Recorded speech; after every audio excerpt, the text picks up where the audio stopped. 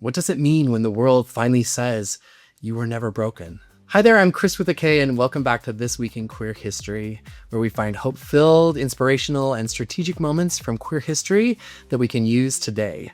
This week, we're talking about the moment that changed everything for LGBTQ people across the globe.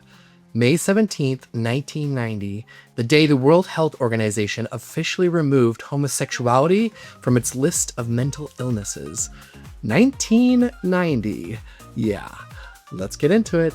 This week in queer history, stories told with love and glee. Okay, so to understand why May 17th, 1990 was such a huge moment, we have to go back, way back, to when medicine decided queerness was a disease. In 1886, Richard von Krafft-Ebing published Psychopathia Sexualis, one of the most influential psychiatric texts of that era, and it framed homosexuality as a degenerative pathology, and that stuck. Carl Maria Kurtbenny created the word homosexual in the late 19th century. Yeah, we were being named and categorized way before we ever had the chance to define ourselves. So by the mid-20th century, it had really locked in. The first Diagnostic and Statistical Manual of Mental Disorders, or the DSM-1, published in 1952, it listed homosexuality as a sociopathic personality disturbance. Yeah, sociopathic. The DSM-2 in 1968 moved it under sexual deviations, which maybe was a little better, but it was not a huge upgrade. And internationally, in the 1948 World Health Organization's classification, it had already listed homosexuality under sexual deviation. And that was right alongside pedophilia, bestiality, so the message was loud and clear. You are sick, and we will treat you accordingly. Oh, and they did. Aversion therapy meant electric shocks to your hands while you looked at images of people you were attracted to, nausea-inducing drugs, ice baths. In West Germany, through the 1960s and 70s, doctors performed brain surgery on gay men, literally destroying their hypothalamus. Walter Freeman performed thousands of lobotomies across the United States, and gay people were among his patients. In the Soviet Union, Article 121 sent gay men to gulags. And here in America, the Immigration and Nationality Act of 1952 barred psychopathic personalities from entering the country. And this translated clearly to no homosexuals allowed. But the thing is, true science was never on the haters' side. In the 1950s and 60s, psychologist Evelyn Hooker, she conducted groundbreaking research. She gave psychological tests to both gay and straight men, and then had expert evaluators review the results blind. They couldn't tell the difference. There was no illness, no dysfunction, just people. Hooker's research broke through a barrier of junk science that had existed for decades. Then came the activists. Frank Kameny and Barbara Giddings disrupted the American Psychiatric Association's 1970 conference. They demanded that APA confront its own bias. The following year, Dr. John Fryer, a closeted psychiatrist, testified before APA wearing a mask and using a voice modulator because he didn't feel safe being himself at a psychiatric conference. Just think about that. But then, December 1973, the APA's Board of Trustees voted to remove homosexuality from the manual. And in 1975, they went even further, calling on professionals to take the lead in removing the stigma. Now, here we do have to take a little moment to point out that ego-dystonic homosexuality, which means being gay and unhappy about it, that stayed in the manual until 1987. Yeah, that took a little longer for it to drop out of the manual.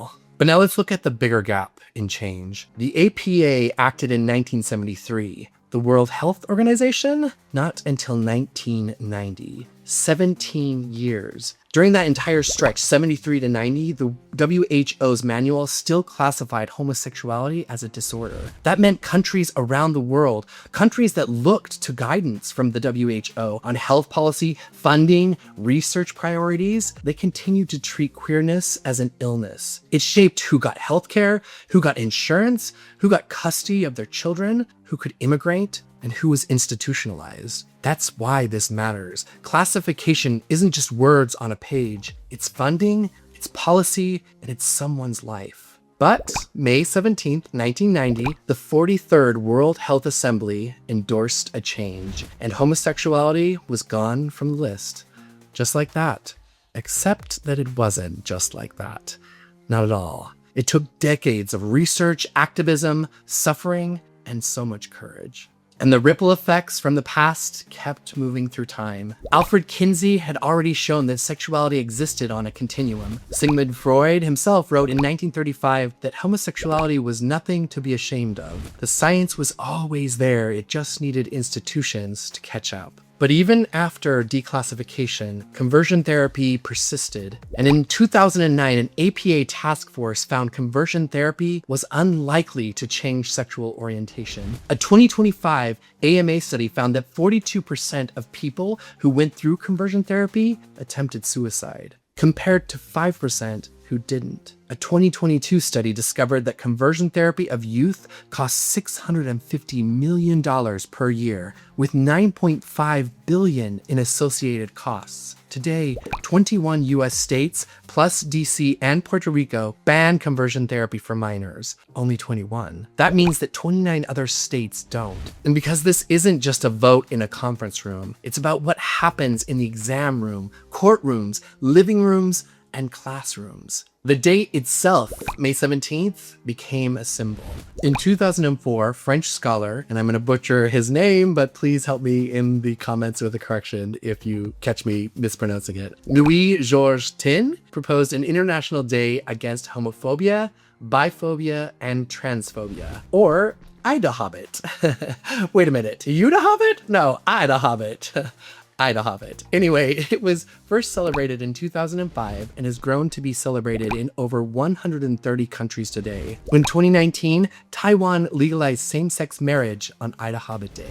Pretty powerful. But the work continues. The WHO's manual that took effect in 2022 finally reclassified gender incongruence out of the mental disorders chapter. This is an important step for trans acceptance. But today, conversion therapy has reared its ugly head again. Gender exploratory therapy, which targets trans youth. The ACLU reports 474 anti-LGBTQ bills in 2026, with over 170 of those targeting gender-affirming care. So let's make this personal for a moment.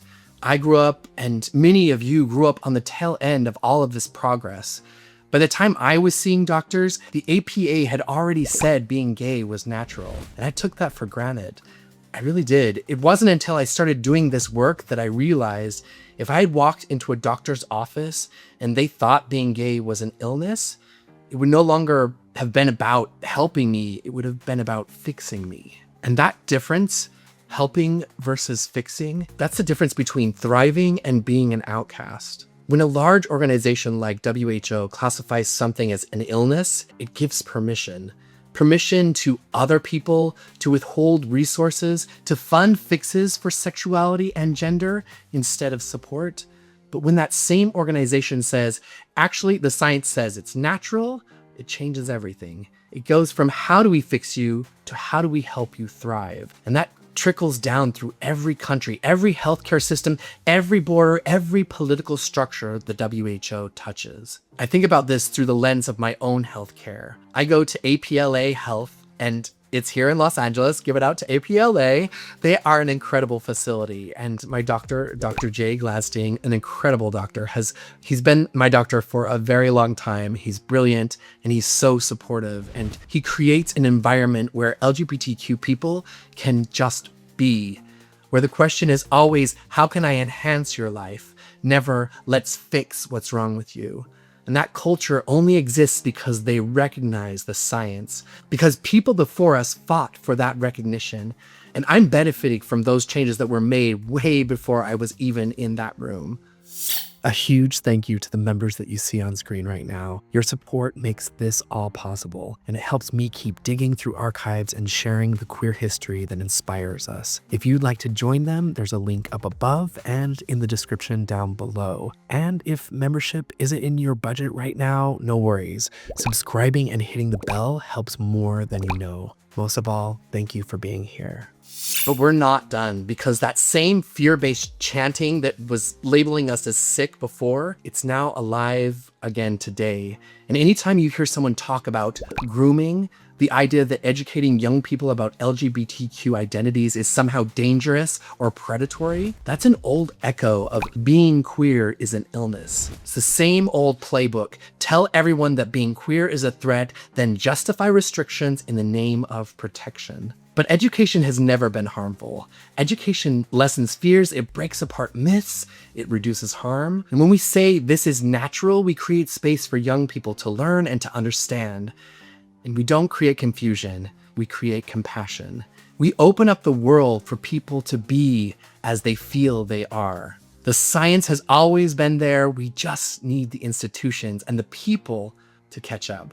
The WHO was 17 years late, but it finally got there. And we need that movement of truth to continue for trans rights, for global decriminalization, for every queer kid to have a doctor who asks, how can I help you as you are? I'd love to hear your thoughts in the comments. What does it mean to be looked at as normal by your doctor? And what does IDAHOBIT mean to you? And if you haven't already checked out our Circle community, you can check it out. We keep the conversation going all week long. We share history and we make connection. And if you want more queer history, just click this video popping up right over here. Until next time, stay strong, stay bold, and keep making history.